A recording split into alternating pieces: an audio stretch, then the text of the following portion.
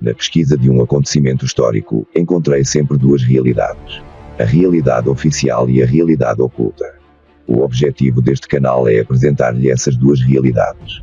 Espero que o mesmo o ajude a libertar-se do condicionalismo universal de pensamento único das massas. Desfrute. Torne-se um pensador livre.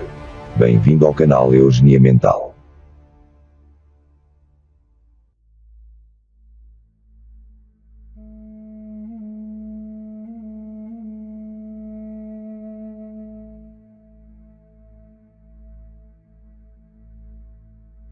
Em 325, depois de reunir mais de 340 versões religiosas sobre a chegada de semideuses, com a missão de ajudar e proteger os humanos, inclusive a lenda Mahabharata, onde Krishna nasceu da Virgem de Bhakti.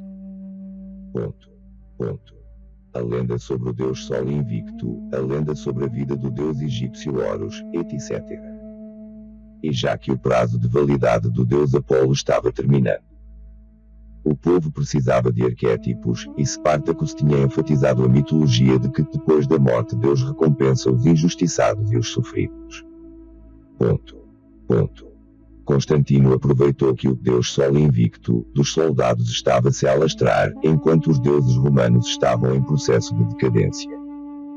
E substituiu o demiurgo Deus Javé por um Deus humano, e sem vontade própria, chamado Cristo. Depois de Constantino ter adotado a crença dos soldados romanos, usando PERCOPES, trechos retirados de outras lendas, metonímias, que é empregar um termo no lugar de outro, ou utopias. Por sua ordem foi fabricado o Novo Testamento, que mais tarde Eusébio de Cesareia, e o Concílio de Niceia transformaram no Codex Vaticanus.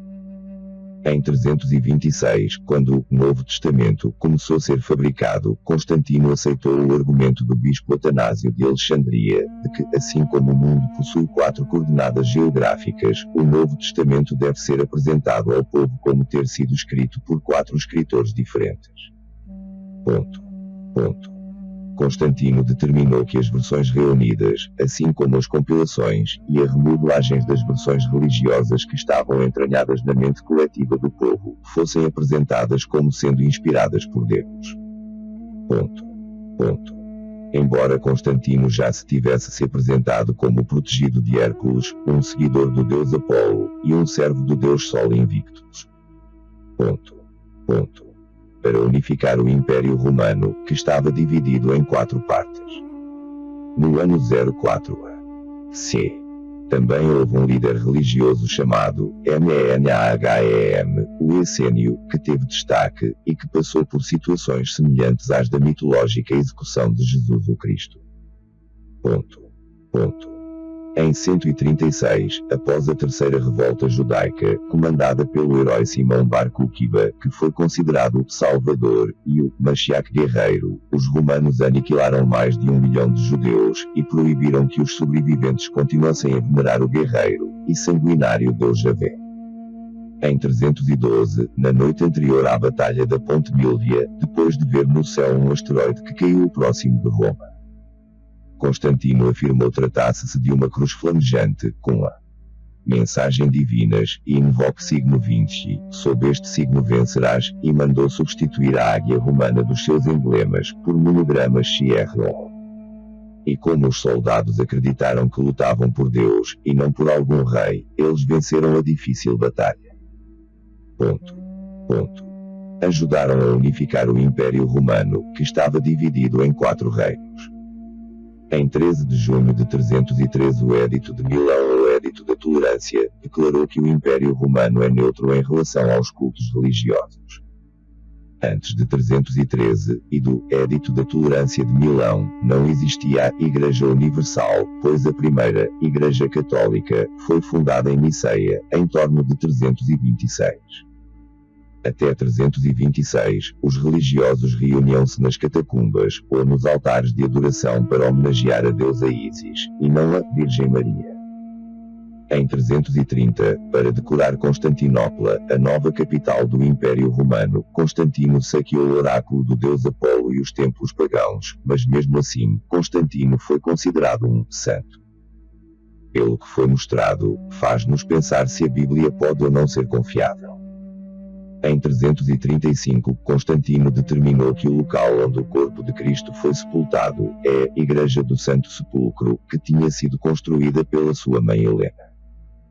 Em 364, o Concílio de Laodiceia e a Assembleia Eclesiástica confirmaram a vigência do Edito de Constantino, que determinou que o milenar costume do descanso semanal de sábado, Saturno, dia para oração, dia de descanso, e o dia de apaziguar os deuses, não deve mais ser no sábado, mas sim no dia do sol, ou dia prima feria, que passou a se chamar Dies Dominica, e posteriormente domingo.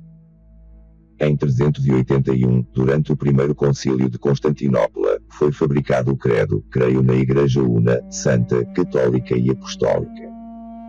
Em 390, centenas de relatos esotéricos foram remodelados, inclusive os que mostravam Cristo como alguém que precisava fazer rituais de magia para realizar milagres.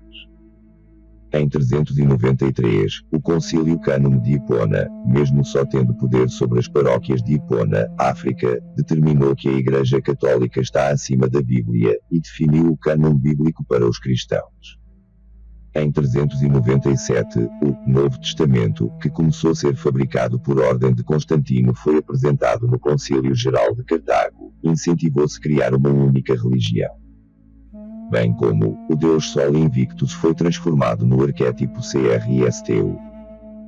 Através de ameaças, de discussões acaloradas, e do descarte de centenas de manuscritos antigos, que se encontravam repletos de absurdos, de contradições, de erros ou de relatos fantasiosos, foi o Novo Testamento fabricado, e aprovado, tanto por Constantino, como pelo Concílio, por Eusébio de Cesareia, e por Atanásio, que era o bispo de Alexandria. O novo livro sagrado dos cristãos só ficou apresentável 70 anos depois, durante o Concílio Geral de Cartago de 397, e tanto a ressurreição de Jesus, que hoje é a parte mais importante do suposto Evangelho de Marcos, como muitos outros casos imaginários, só foram acrescentados posteriormente.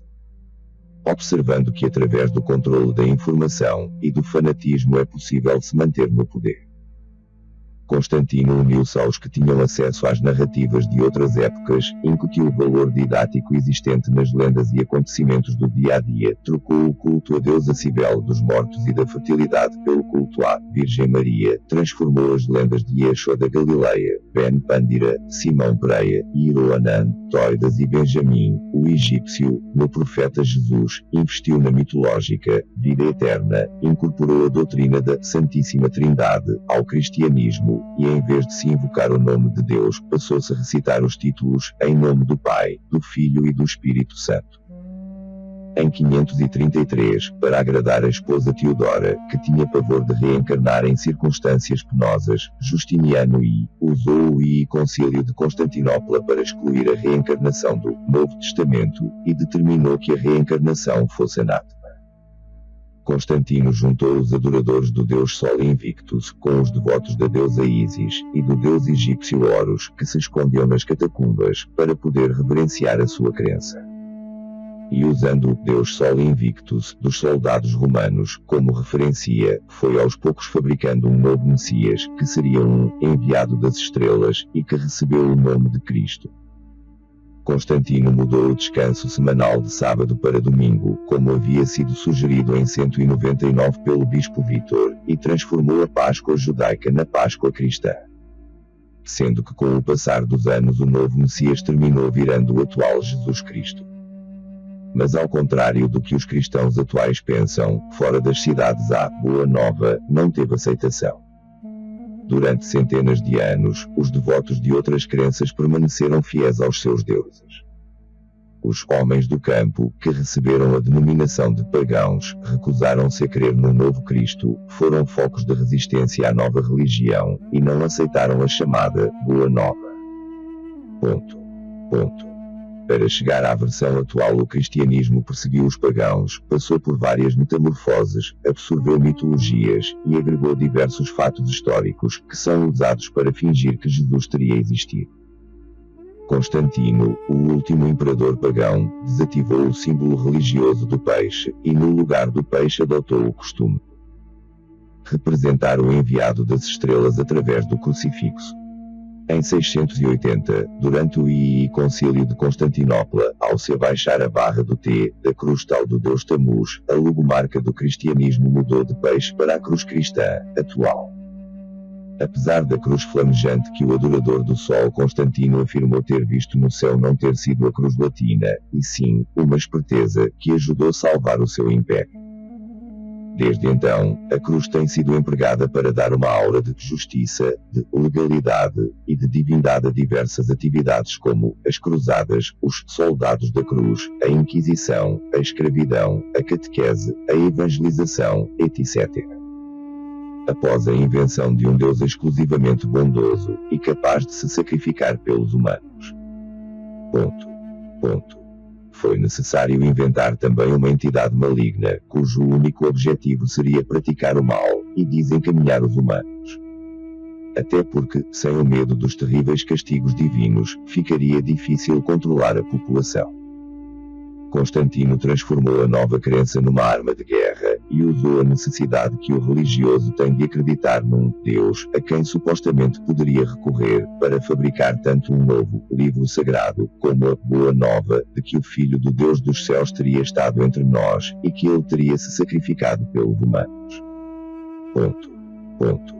O cristianismo, uma religião estabelecida em Roma por manobras políticas de Constantino.